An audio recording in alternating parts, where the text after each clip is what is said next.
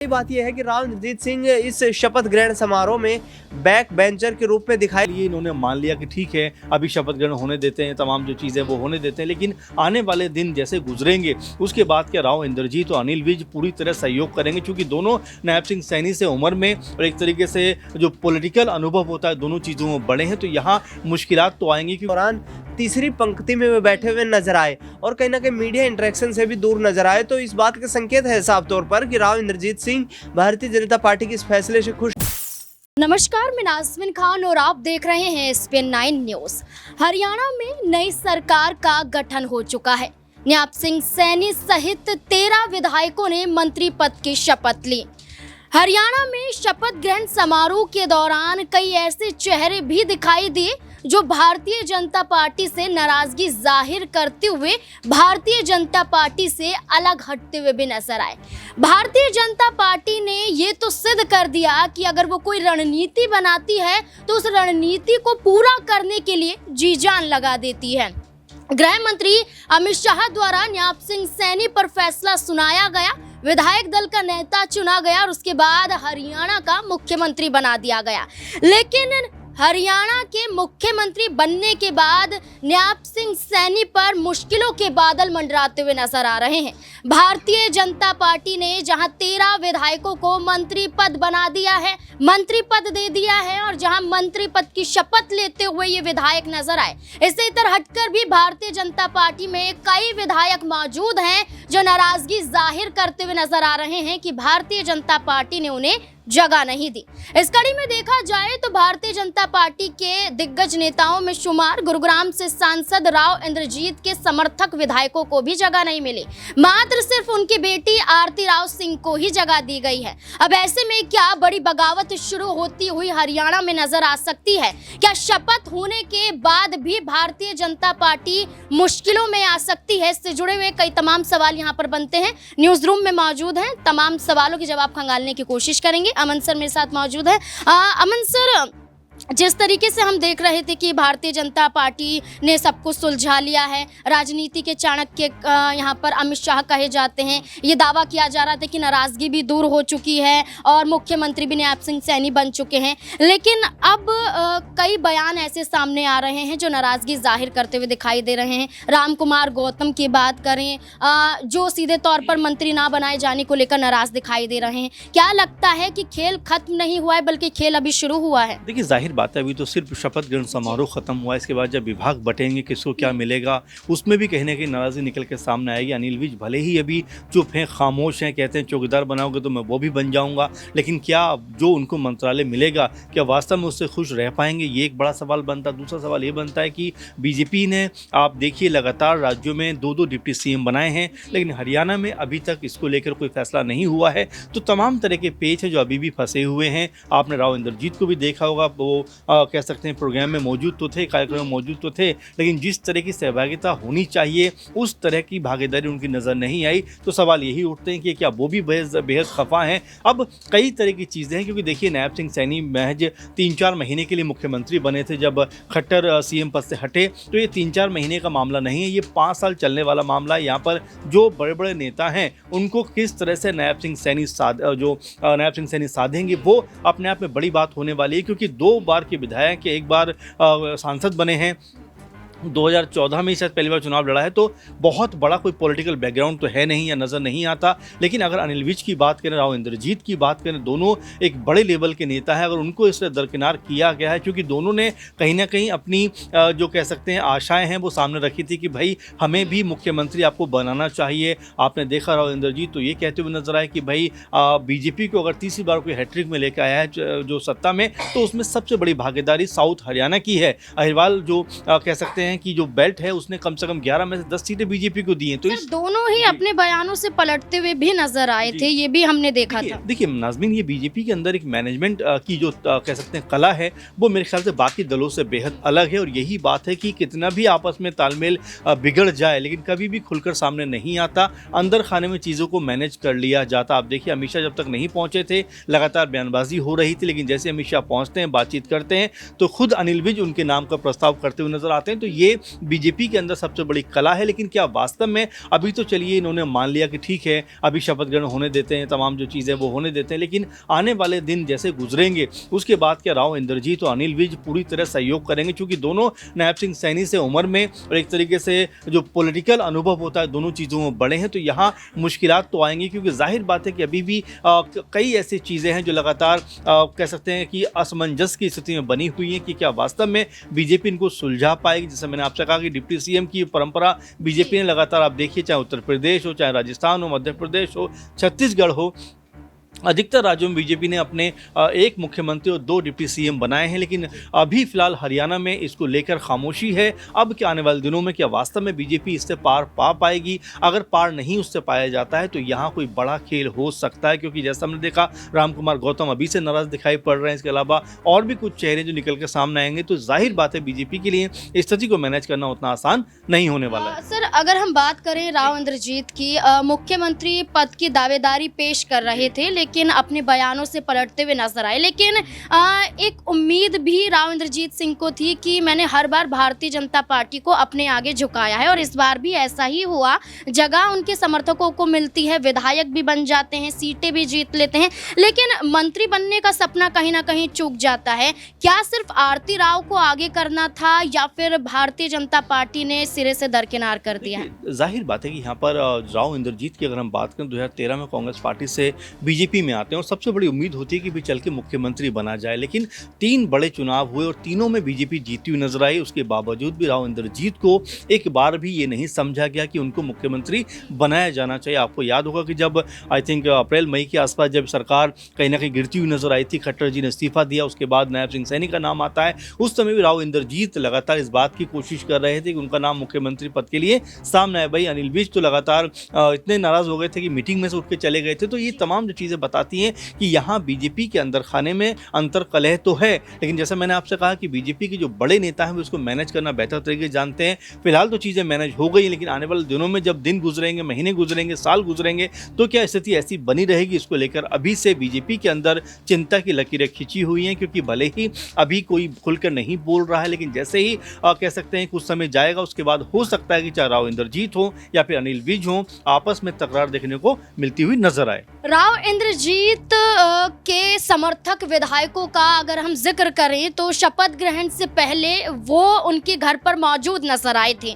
ये भी दावा किया जा रहा था कि ये 9 विधायकों के जरिए राव इंद्रजीत सिंह शक्ति प्रदर्शन करते हुए नजर आ रहे हैं, लेकिन उन्हीं विधायकों को मंत्री पद के रूप में जगह ना मिलना क्या ये दर्शाता है कि राव इंद्रजीत सिंह की नाराजगी अभी और बढ़ती हुई नजर आ सकती है? दिनेश मेरे साथ मौजूद है। दिनेश, आपको क्या लगता है कि आखिरकार वो 9 विधायक जो उनके घर पर मौजूद थे, अगर हम कुल मिलाकर बात करें तो 10 से 11 विधायक उनके समर्थकों के रूप में देखे जाते हैं, आखिरकार भारतीय जनता पार्टी ने सिर्फ आरती राव सिंह को क्यों जगह दी, जबकि ये कहा जा रहा था कि 2 से 3 विधायकों को मंत्री बनाया जा सकता है? देखिए नाज़रीन, 2014 से लेकर 2024 तक हरियाणा में जो सरकार बनी है तीसरी बार भारतीय जनता पार्टी की, इसमें आप गौर करें तो अहिरवाल से 2 ही ऐसे नेता रहे हैं जिनको मंत्री बनाया गया है। 2014 की बात करें तो वहाँ पर रामविलास शर्मा महेंद्रगढ़ से विधायक होते थे, उनको मंत्री बनाया गया था। इसके साथ राव नरवीर सिंह मंत्री थे। 2019 में वहाँ पर महेंद्रगढ़ में यहाँ पर रामविलास शर्मा हार जाते हैं, राव नरवीर सिंह को टिकट काट दिया जाता है, चुनाव नहीं लड़वाया जाता बादशाहपुर सीट से। ऐसे में ओम प्रकाश यादव और अभय सिंह यादव को चुनावी मैदान में उतारकर जीत दिलवाई गई और इसके साथ साथ ही उन्हें दोनों को मंत्री पद दे दिया जाता है। अब तीसरी बार जब भारतीय जनता पार्टी की सरकार बनी है तो यहाँ राव नरवीर सिंह जो कद्दावर नेता है दक्षिण हरियाणा के, उनको हरियाणा कैबिनेट में जगह मिली है। आरती राव कहीं ना कहीं राव इंद्रजीत सिंह के सियासी प्रभाव के चलते मंत्री पद पाने में कामयाब हुई है। लेकिन बड़ी बात यह है कि राव इंद्रजीत सिंह इस शपथ ग्रहण समारोह में बैक बेंचर के रूप में दिखाई दिए, क्योंकि हमने देखा जिस वक्त शपथ ग्रहण समारोह हो रहा था उस दौरान तीसरी पंक्ति में वे बैठे हुए नजर आए और कहीं ना कहीं मीडिया इंटरेक्शन से भी दूर नजर आए। तो इस बात के संकेत है साफ तौर पर कि राव इंद्रजीत सिंह भारतीय जनता पार्टी के इस फैसले से खुश नहीं है, क्योंकि बार बार वह बयान दे रहे थे जिस तरीके से उन्होंने टिकट वितरण के वक्त पर अपनी कहीं ना कहीं एक मजबूत यहाँ पर सियासी पकड़ दिखाई। उन्होंने रिकमेंड जो नाम किए उन्हीं को पार्टी ने चुनाव मैदान में उतारा, उनके चुनाव प्रचार में जुटे, जीत दिलवाई। और इसके बाद भारतीय जनता पार्टी की जब सरकार बन गई हरियाणा में 48 सीटें जीतने के बाद, तो उन्होंने बयान भी दिया कि अब तीसरी बार सरकार दक्षिण हरियाणा में बनाने का काम किया है, अब पार्टी को यहाँ पर प्रतिनिधित्व को लेकर के सोच विचार करना चाहिए। लेकिन जिस तरीके से राव इंद्रजीत को दरकिनार किया गया, उसकी नाराजगी आपने साफ तौर पर देखी कि केंद्रीय गृह मंत्री अमित शाह ऑब्जर्वर बनकर के गए थे, डॉक्टर मोहन यादव जो मध्य प्रदेश के मुख्यमंत्री उनके साथ मौजूद थे।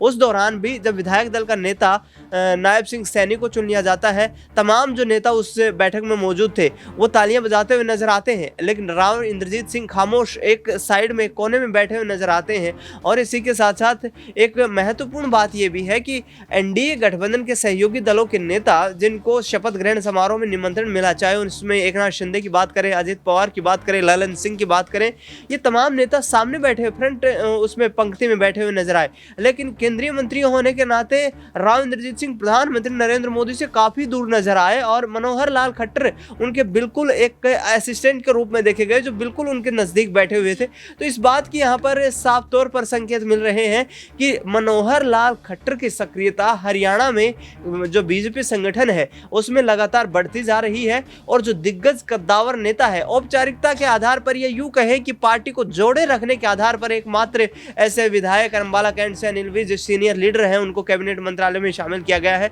वरना तमाम उन्हीं चेहरों को जगह दी गई है जो कहीं ना कहीं बीजेपी हाईकमान की जो है रिमोट के आधार पर यहाँ पर काम करने वाले दिखाई देते हैं। देखिए बिल्कुल राव इंद्रजीत सिंह के कद के अनुसार उन्हें तवज्जो नहीं दी जा रही है। लगातार हमने कई ऐसी तस्वीरें भी देखी जहां विधायक दल की मीटिंग होती हुई नजर आई या फिर शपथ ग्रहण समारोह हो, उस दौरान राव इंद्रजीत सिंह को जिस तरह से दिखाया गया, वह दर्शाया गया कि भारतीय जनता पार्टी में क्या राव इंद्रजीत सिंह की जगह नहीं है, या फिर उन्हें चेताया जा रहा है कि अगर आप बागी सुर आजमाते हुए नजर आएंगे तो कहीं ना कहीं आपके कद को कम कर दिया जाएगा। लेकिन एक और बड़ा सवाल यहाँ पर बन जाता है कि आखिरकार अभी तो शपथ ग्रहण समारोह हुआ है, अभी तो मंत्रालयों का बंटवारा भी होगा। अब ऐसे में क्या आरती राव सिंह को कोई बड़ा विभाग मिलता हुआ नजर आएगा? अनिल विज को क्या वही विभाग मिलेंगे जो पहले वो संभालते हुए नजर आए हैं, या फिर बदलाव बड़ा होता हुआ नजर आएगा? राहुल मेरे साथ मौजूद हैं,